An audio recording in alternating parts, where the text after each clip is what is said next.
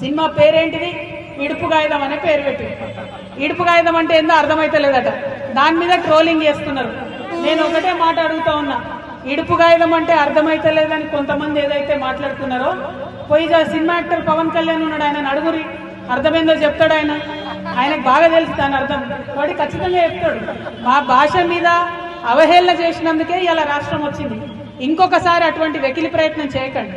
ఒకరి భాషను ఒకరం గౌరవించుకుందాం, ఒకరి సంస్కృతిని ఒకరు గౌరవించుకుందాం, అందరం కలిసి ఉందాం. కానీ ఇటువంటి ప్రయత్నాలు చేసి మళ్ళీ ఒకసారి తెలంగాణని అవమానపరుస్తాం, మా భాషని కించపరుస్తాం అంటే మాత్రం చూస్తూ ఊరుకునేది ఉండదు. ఇక్కడ జరుగుతున్నది ఏంటి? ఇవాళ తెలంగాణ భాషను కించపరిచినా కూడా కాంగ్రెస్ పార్టీ ఏం మాట్లాడదు. ఎందుకంటే రేవంత్ రెడ్డి గారికి తెలంగాణ ఉద్యమానికి ఏం సంబంధం లేదు. బీజేపీ పార్టీ ఏం మాట్లాడదు, ఎందుకంటే వాళ్ళకి దేశంలో ఉన్న ఇష్యూలు తప్ప తెలంగాణ గురించి పట్టులేదు. బీఆర్ఎస్ పార్టీ ఏం మాట్లాడదు. ఎందుకు మాట్లాడదు బీఆర్ఎస్ పార్టీ అంటే, అందులో ఒక గుంటనక్క ఉంటాడు. ఆయన పరిస్థితి ఏంటంటే మొత్తం ఆంధ్రోలతోని వ్యాపారాలు. ఇయాలటికి కూడా నేను ఛాలెంజ్ చేసి చెప్తున్నా, ఏదైతే మనం ఫీజులు తక్కువ వేస్తలేరని కార్పొరేట్ విద్యా సంస్థలు వచ్చి మనని దోపిడీ చేస్తున్నాయని చెప్తున్నామో, ఆ నారాయణకు చైతన్యకు మొత్తం కూడా ఈ గుంటనక్కనే పాలు వస్తుంది. ఇయాలటికి కూడా కంప్లీట్గా పాల వ్యాపారం ఉన్నది. నేను ఇవాళ తెలంగాణ ముఖ్యమంత్రి గారిని డిమాండ్ చేస్తా ఉన్నా, ఈ కార్పొరేట్ విద్యా సంస్థలకు మీరు పర్మిషన్ ఇచ్చే ముందు ఒక రూల్ పెట్టండి. ఏంటిది? మీరు పాల్గొనేది ఉంటే విజయ డైరీ నుండి కొనండి, పాల్గొనేది ఉంటే కరీంనగర్ డైరీ నుండి కొనండి, ముల్కనూరు డైరీ నుండి కొనండి, లేదా మదర్ డైరీ నుండి కొనండి. వీటి వల్ల మన పాల రైతులకు లాభం జరుగుతుంది. కానీ ప్రైవేట్ వ్యక్తుల దగ్గర కొనడంతో ప్రైవేట్ సంస్థలకు లాభం అయితే తప్పితే ఇంకోటి కాదు. ఖచ్చితంగా పెద్ద హాస్పిటల్స్ ఉన్నాయి, యశోద ఉన్నది, కిమ్స్ ఉన్నాయి, వీళ్ళందరూ కూడా విజయ డైరీ దగ్గరనే పాల్గొనాలని ఒక జీవో తీసుకురండి.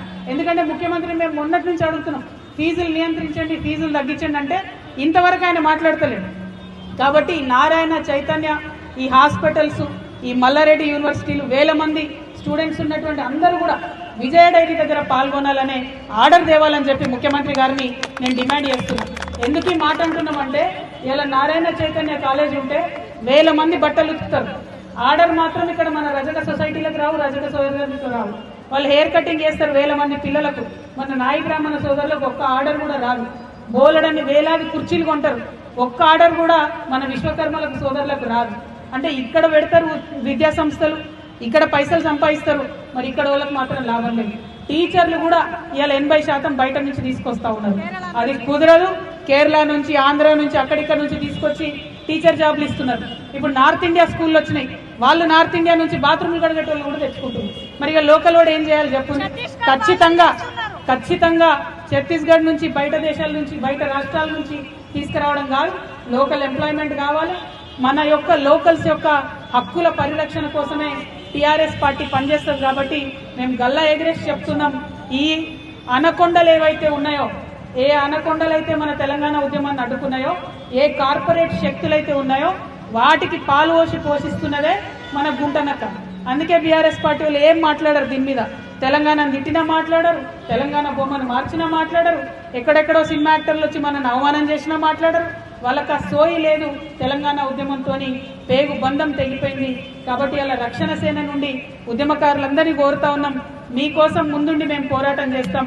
ఆనాడే చెప్పిన నేను, ఉద్యమకారుల మీద ఒక లాఠీ పడాలంటే నన్ను దాటుకొని రావాలి, ఉద్యమకారులకు ఒక రబ్బర్ తూటా తగలాలంటే అది నన్ను దాటుకొని రావాలి తప్పితే నీ దగ్గరికి రాదు. జూలై 2 నాడు బాజాప్తా పోదాం, భూ పోరాటం చేద్దాం, భూమిని ఆక్రమించుకుందాం, ప్రభుత్వ భూమిని. అది మీరు కష్టపడి కొట్లాడితేనే వచ్చినటువంటి భూమి ఆక్రమించుకొని ఉద్యమకారులకు పంచుకుందాం.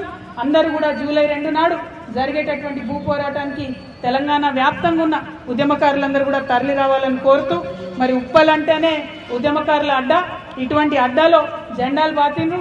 ఇవాళ జెండా ఎగిరేసినాం, రేపటి నాడు ఎమ్మెల్యే కూడా ఖచ్చితంగా గెలుస్తాం. జిహెచ్ఎంసీ ఎన్నికలలో అన్ని డివిజన్లలో పోటీ చేస్తాం. అద్భుతంగా తెలంగాణ ప్రజలకు సేవ అంటే ఎట్లుంటుందో, రాజకీయ పార్టీ అంటే పని ఎట్లా చేస్తుందో తప్పకుండా చూపిస్తామని చెప్పి ఈ సందర్భంగా తెలియజేస్తూ, మరి అనేక మంది అనేక మాటలు ఇచ్చినటువంటి ఈ ప్రభుత్వాన్ని ఎండగడతాం, ప్రతి విషయంలో ఎండగడతాం.